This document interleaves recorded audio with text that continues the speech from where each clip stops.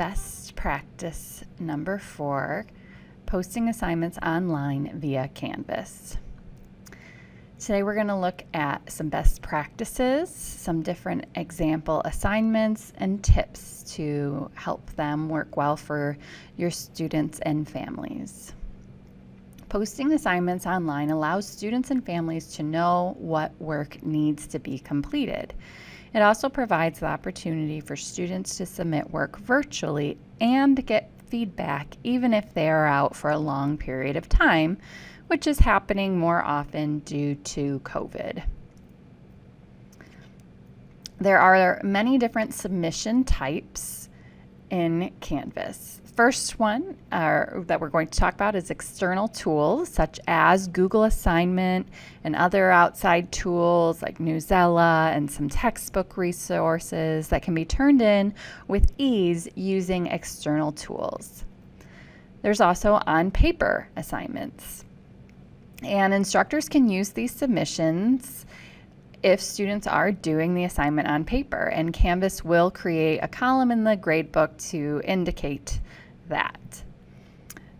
No submission is a submission type where students don't need to submit anything, but again, Canvas will create a column in the gradebook. This is really meant for speeches or presentations where everything's happening in class and there's nothing really that the student is turning in. Keep in mind that no submission and on-paper assignments will appear on the student's to-do lists. You'll want to make note in the directions of how students will complete the assignments to avoid confusion. Also, if you make an assignment worth 0 points, it will clog up the student's to-do lists and show as missing in the parent notifications. So you'll still want to go through and grade it and leave feedback. Or if you have something worth 0 points, perhaps it will be better as a page for the students to view instead of an assignment. The next category of submissions is the online submission, and really this is what we're endorsing as a very flexible tool so that, again, students, whether they are in class or not that day, have an opportunity to submit their work. So the first option is text entry, and this gives students a text box with all of the rich content editor tools. So as you know, when you're creating things in Canvas, there's a lot of things you can add just by using the rich editor, content editor tools. So yes, they can type in an answer, but they can also record media. They can also include a video. They can also include Google Docs. It has endless possibilities. You just want to make sure you teach students how to use that tool. Website URL, students can submit a URL, perhaps a Google site, a blog post, or even a Google Drive shared link. Media recordings is an option to upload or record audio or video. It doesn't have to be video. They can turn the video off. This is not Canvas Studio, but it is an efficient way for students to record. But you'll want to be mindful of length. The longer it is, the longer it will take to process and potentially lead to issues. So you'll want to have them keep it short. Student annotations. This is where students can annotate on a PDF that the teacher uploads.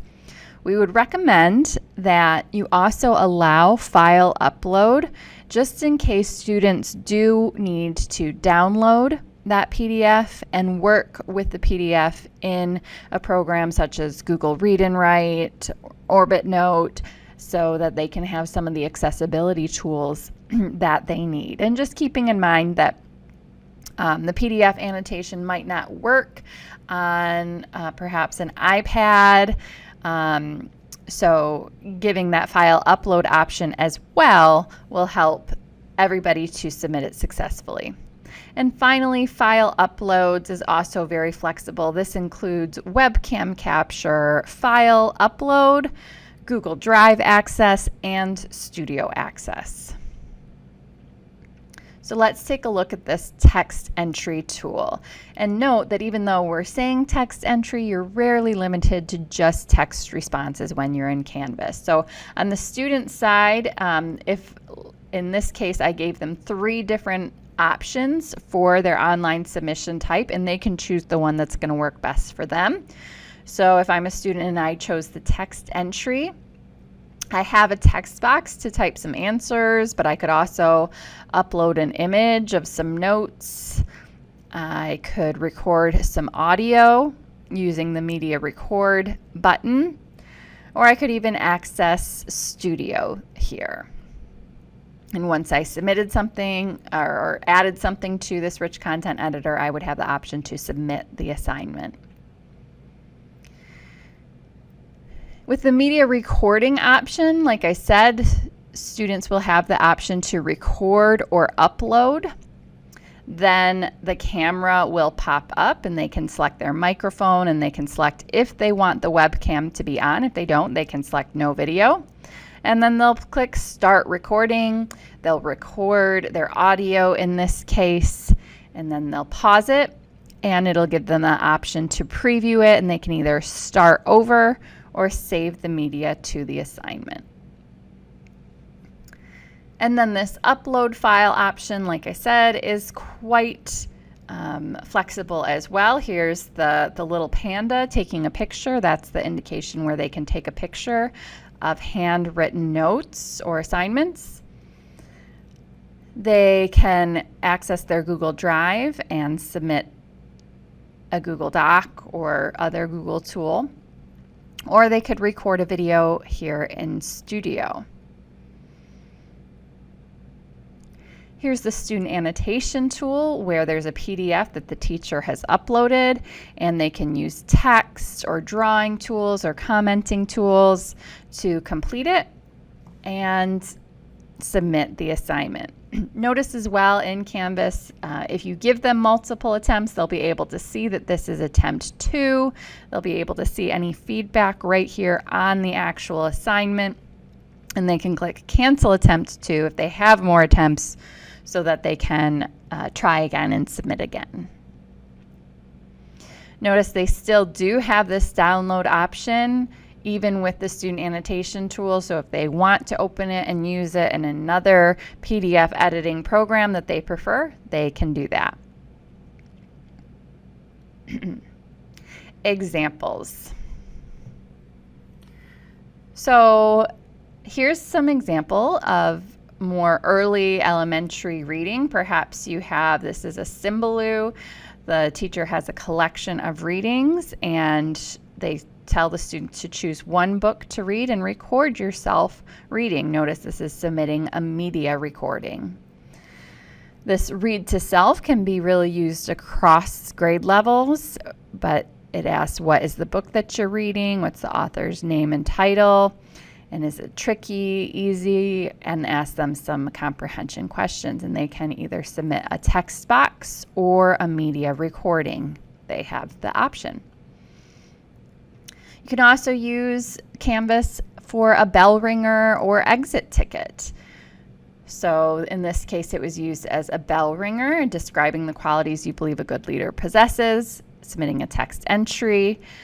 You can also use this as a discussion. And then the exit ticket assignment with rubric. This just is quite general. It just asks them, that you can continue to put in for any subject area, and they can complete based off of the subject. And it includes a rubric, so they know what the expectations are. Here's another example of using either text box or media recording. It includes a video of the 3 little pigs, and it asks them to write a different ending to the story. And this is a kindergarten example where students use the media recording tool to read through their sight words as a check for the teacher, as well as they have the Read My Book option, which is their weekly fluency check. The comprehension button goes to their comprehension assignment, and students record their fluency reader book for the week. Here's another option of having a self-checking formative assessment. So students complete their daily homework assignment, and then they go into this quiz, this Canvas quiz, and they check their work so they can get immediate feedback on the work that they're doing. Some cool things you can do with Google Assignments is you can add a rubric. And once you once you finish this assignment details, you can click plus rubric and you can add criteria, ratings, and you can score the points right within SpeedGrader. And the nice thing is once it is in there, you can use it for multiple assignments, or you can basically make a copy and tweak it for other assignments. You can also sync assignments to MyStar, sync the grades into MyStar. You can choose which assignments you want to sync and when, or there's new automatic syncing each night if you'd like to turn that on. You can provide media feedback. So not only can you type in comments, but you can also add audio comments as well, which is a lot faster for you to speak your comments, and also students can hear it coming from you, and it adds an authenticity to your feedback. And also note that there's a newer comment library. So if you have often used comments that you do type in, you don't have to type them in anymore in their complete state. When you start typing, it'll come up and you can select that one to put on student work. And there's also a reassign. So if you do add a score and some comments, a reassign button will come up so that it can go right back into the student's inbox. Also, we really promote the use of Google Assignments. When you have interactive docs and slides where you want each student to have a copy and add some of their own work, Google Assignments is a great way to do that, and it's less likely that students are accidentally going to click a forced copy link and end up with multiple copies in their Google Drive and not having a finished assignment. So this is really a great way to support students in a simpler workflow. And differentiate. You can assign to specific students and sections. This can cause an issue sometimes with a grade pass back over to MyStar, so you can evaluate if it makes sense, right, for that student to have that different assignment. Thank you for listening, and reach out to a TIS or submit a ticket if you have any questions.